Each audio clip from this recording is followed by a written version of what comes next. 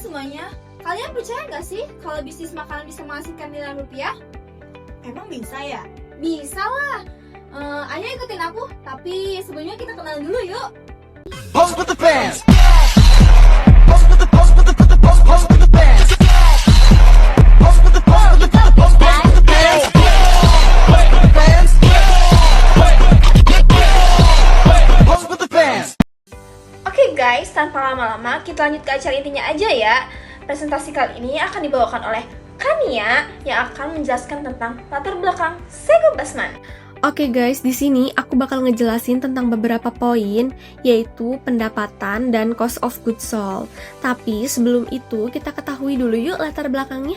Kenapa perusahaan ini dinamai Sego Pedas Basman? Nah, kita bahas sekarang ya guys. Nah, jadi Sego Pedas Basman itu berdiri pada tahun 2017. Pada awalnya, perusahaan ini memakai nama franchise milik Pak Gembus, jadi memakai nama Pak Gembus. Tapi, karena biaya royalti yang terus meningkat di setiap tahunnya, akhirnya sang pemilik memutuskan untuk membuat nama usahanya sendiri, yang terinspirasi dari nama sang ayah, yaitu Basman. Nah, kayak gitu guys latar belakangnya. Nah, sekarang kita bahas pendapatan ya guys. Jadi, Sego Pedas Basman itu mendapatkan pendapatan dalam sehari sebesar 6 juta rupiah guys. Kita menggunakan rumus deret hitung untuk menghitung pendapatan per bulan dan per tahun. Jadi, pendapatan dalam 1 bulan atau 30 hari itu sebesar 180 juta rupiah. Dan sedangkan untuk pendapatan 1 tahun atau 360 hari sebesar 2 miliar 160 juta rupiah guys. Oke, sekarang kita lanjut ke cost of goods sold ya. Nah, HPP atau cost of goods sold adalah biaya bahan baku. Di data, biaya bahan baku sebesar Rp660.000. Total biaya bahan baku 1 bulan atau S30 sebesar Rp19.800.000. Nah, sedangkan biaya bahan baku per tahun sebesar Rp257.600.000. Jadi, untuk belanja sayur, ayam, sambal, bumbu, dan lain-lain, itu totalnya sebesar Rp257.600.000 guys. Halo guys, pada bagian ini aku akan membahas biaya operasional, yaitu semua pengeluaran yang tidak berhubungan langsung dengan biaya bahan baku. Salah satu komponen utamanya adalah biaya gaji karyawan. Usaha Sego Basman ini memiliki 7 karyawan dengan gaji sebesar 4 juta rupiah per bulannya. Dengan demikian, total biaya gaji per bulannya adalah 28 juta rupiah. Jika dihitung selama 1 tahun, totalnya menjadi 336 juta. Selanjutnya adalah biaya sewa ruko yang juga merupakan biaya operasional tetap. Sewa ruko ini dibayarkan untuk penggunaan tempat usaha selama 1 tahun penuh. Biaya sewa rukonya yaitu sebesar 60 juta rupiah. Biaya sewa ruko ini penting karena berkaitan langsung dengan keberlangsungan operasional usaha, mengingat tempat usaha merupakan fasilitas utama untuk melakukan seluruh kegiatan bisnis.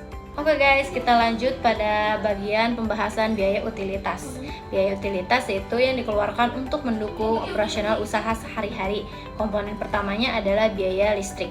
Biaya listrik digunakan untuk berbagai peralatan seperti alat masak, freezer, lampu, kulkas, dan peralatan dapur lainnya. Adapun rincian biayanya adalah 2 juta rupiah per bulannya. Untuk biaya listrik per tahunnya sebesar 24 juta rupiah. Komponen berikutnya dalam biaya utilitas adalah biaya air atau PDAM. Air sangat diperlukan untuk mencuci bahan makanan, mencuci peralatan masak, serta mendukung kegiatan operasional dapur lainnya. Rincian biayanya adalah per bulannya sebesar 800.000 dan untuk per tahunnya sebesar 9.600.000 rupiah. Oke guys, untuk biaya utilitas lainnya ada biaya gas. Gas adalah sumber utama untuk kegiatan memasak. Biaya perharinya bisa mencapai Rp80.000 dan untuk per bulannya sekitar 2.400.000 dan untuk per tahunnya sebesar Rp28.800.000. Untuk biaya utilitas terakhir ada biaya packaging yang diperlukan untuk membungkus makanan dine-in maupun take away dan pengeluaran besar karena volume pengeluaran harian tinggi. Untuk biayanya per hari bisa mencapai Rp150.000 dan per bulannya sekitar Rp4.500.000 dan untuk per tahunnya totalnya mencapai Rp54 juta. Lalu ada biaya non-operasional. Sebuah Perisbasman mengeluarkan biaya non-operasional untuk kepentingan keamanan dan kebersihan dengan total Rp400.000 yang jika dikumulatifkan dalam setahun mencapai angka Rp4.800.000. Lalu ada biaya pajak penghasilan. Ada pajak pendapatan tahunan UMKM perorangan yang dikenakan biaya sebesar Rp4.426.000 atau 0,5% dari omset bersih dikurang Rp500 juta. Lalu ada laporan laba rugi sebuah Perisbasman. Keterangannya itu yang pertama ada pendapatan totalnya Rp2.160.000.000. Lalu ada harga pokok penjualan Rp257.600.000. Lalu ada laba kotor Rp1.902.400.000. Ada biaya operasional Rp512.400.000. Biaya non operasional Rp4.800.000. Laba bersih sebelum pajak Rp1.385.200.000. Pajak penghasilan Rp4.426.000. Lalu yang terakhir ada laba bersih sesudah pajak Rp1.387.774.000. Selanjutnya, kesimpulan yang dapat kami ambil yaitu dari hasil perhitungan dan analisis laporan laba rugi UMKM Segub Perisbasman dapat disimpulkan bahwa usaha ini sudah dikelola cukup baik, pendapatan harian yang stabil, biaya operasional yang terkontrol, dan usaha mampu menghasilkan laba yang besar dalam 1 tahun. Pengelolaan biaya, lokasi usaha yang tepat, serta pemberian fasilitas untuk karyawan ikut membantu kelancaran operasional.